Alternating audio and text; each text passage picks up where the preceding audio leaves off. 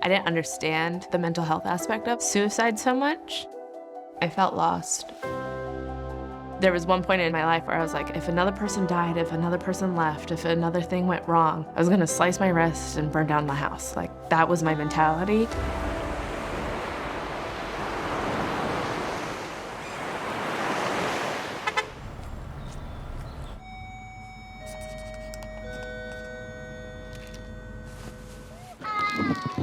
Hi. Hey, bud. You have a good day? Yeah. Yeah. Ready? Woo! Whoa! Rocky shit, man!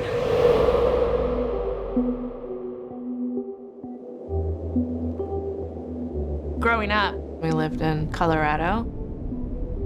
I remember a lot of my mom being scared or us running because my dad drank too much. There was domestic violence. My dad was a veteran, and although it was never diagnosed, he struggled with mental health. When I was 5, my grandfather fell and he was paralyzed from the neck down. He needed us to come and take care of him. So that was my mom's escape from the abuse. She moved me and my brothers from Colorado to New Jersey. A lot of that was getting him water, feeding him meals, sitting down, watching TV with him, and cleaning out his catheter bag. At the age of 5, I was a caretaker. I was 7 years old when my mom and I were in the living room. I remember her getting a phone call and seeing a look of devastation on her face. My dad took his life.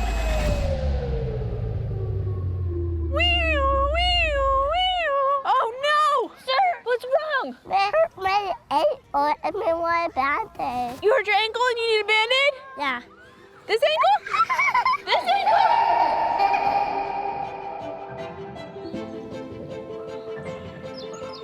Every summer I went to a Christian camp, and that was my safe place. One time, all the camp counselors wrote on this little arrow, "Whisper is beloved, a treasure, a masterpiece." I felt seen, so my confidence grew, and it gave me purpose. At 16, I went on a mission trip to Lima, Peru. These people saw death, they saw poverty, and yet they were so warming. We were helping them with their hygiene, and this little girl, she had Down syndrome, and her hair was just covered in lice. After combing out her hair and shampooing it, I braided it. It was like, muy bonita. And she just started crying. The translator looked at me and was like, she's never been told that she's beautiful before. Right there, it was like, wow, this 30 minutes that I've sat with you and braided your hair completely impacted your life. Because you're worthy, you're a masterpiece. I felt like other people needed to know they were a masterpiece too. So I went straight to working with teenagers at a camp and ran the kitchen, so I heard all their stories.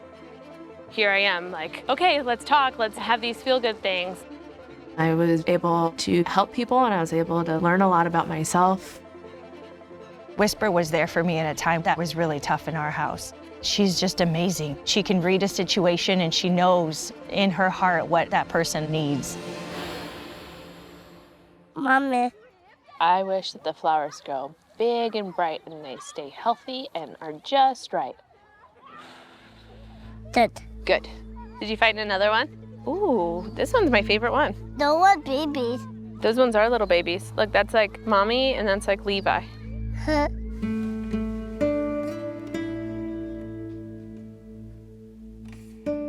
I was 18 years old when I moved to San Diego, California. And then I met Adam. He was so charismatic and so funny and so supportive. 2 years later, we got married. Whisper was thriving. She was happy. She was hitting goals she had set for herself. And then after 4 years of trying, we got pregnant.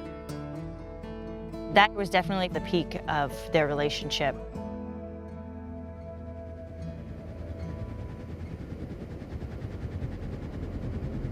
Before we got married, Adam was deployed to the war in Afghanistan. The experience greatly affected Adam. Quite a few guys that Adam served with ended up taking their life when they came home.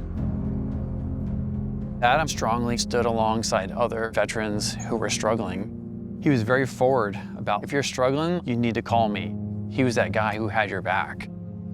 He did make a huge impact on so many people, but he refused to get help for himself. Getting out of the Marine Corps is when it really hit. He felt like he lost his purpose.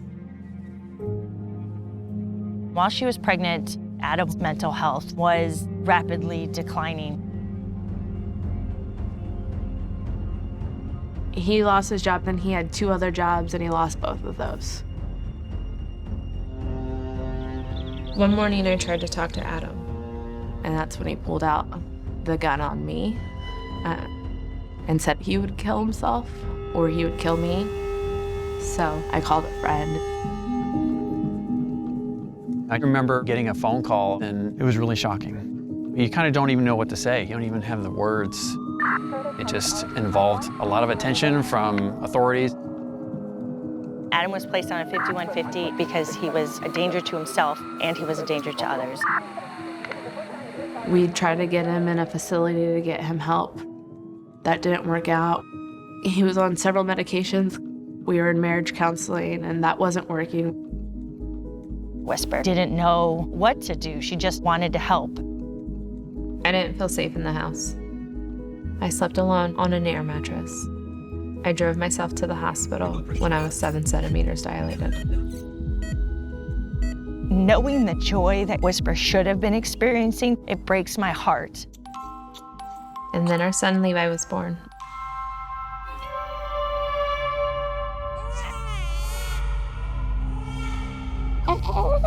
You gonna talk to Dad? My world changed, and I was a mother. You're so cool. See the caterpillar on the ground? Look. Why are you being scared of it, buddy? Because maybe it get on my shirt. Oh, you're afraid it's gonna get under your shirt? Yeah. It's not spiky. All right, let's rock and roll. Are you getting hungry? Yeah. Yeah?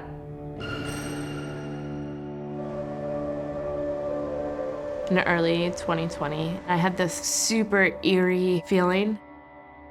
I just hopped on social media and seeing Adam had posted something about kind of him signing off. I tried to call him and he never picked up the phone. And then his job called me and was like, hey, Adam said that the work van's gonna be at the house and if we need it to call you.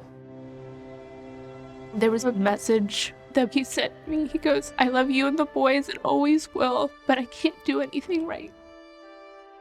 My mom was like, you should probably call the cops. When I got back to the house, the cops wouldn't let me come inside.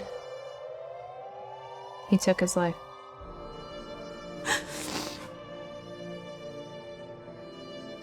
Adam was a really good man. He just really, really struggled.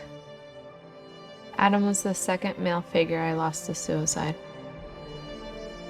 All of my life, I've been able to help people. And the one person who was the closest with me, I wasn't able to help him.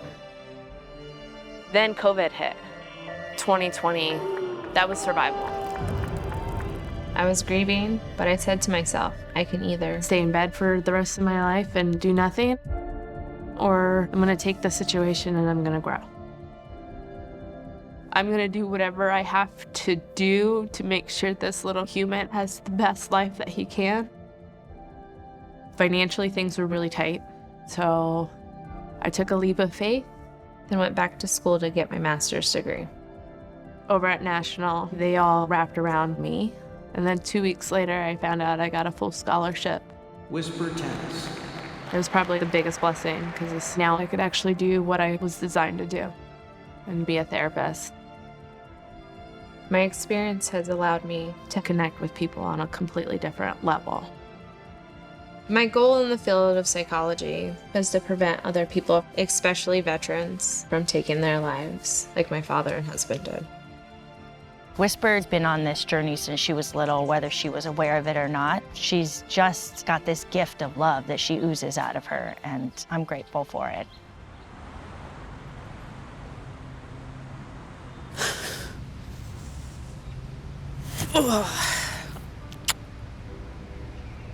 Levi, coming to Daddy's grave, what does that make you feel like?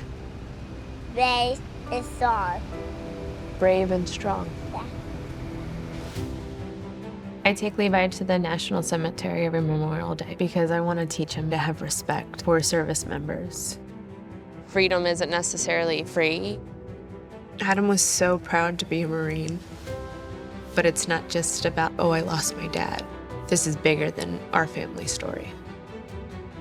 Growing up around mental health has opened up my eyes to the struggle that people face and how they can hide it from the world. Currently in my job, I've been given the opportunity to create a suicide prevention plan for other therapists to be aware of the warning signs and create action plans for people who are struggling.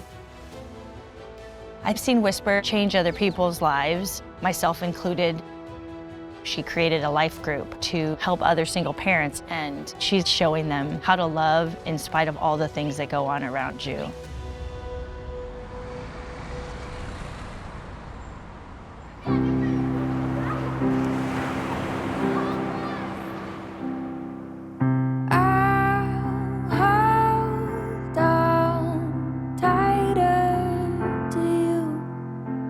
As much as I've been through, I am so blessed.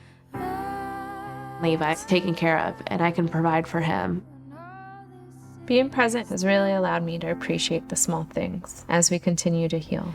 We'll just head down, carry on, 'cause what else can we do? But get through, and we'll sing hallelujah. But what is that to you right now? He's definitely a very special kind of kid. He's so charismatic and aware of other people's feelings that I think he can be a world changer. Sometimes you feel so defeated or broken that moving forward seems impossible. But it's not. I realized my life is a giant puzzle, and all the trauma was just the border. And I don't know what the whole picture looks like. I just know each day, each choice is connecting pieces. This one piece isn't the whole picture. So I have to keep finding the other pieces. I have to keep showing grace. I have to keep moving forward, or else I'm never gonna see that big picture. When we're together again.